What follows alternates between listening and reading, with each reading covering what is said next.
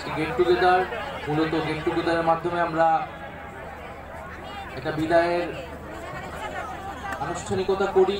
আমাদের বিশ্ববিদ্যালয়ে এটা একটা ঐতিহ্য। তো আজকে আমাকে এখানে আমন্ত্রণ করার জন্য প্রথমে ধন্যবাদ জানাচ্ছি এবং আমাদের বিশ্ববিদ্যালয়ে জীবন আপনারা শেষ করছেন।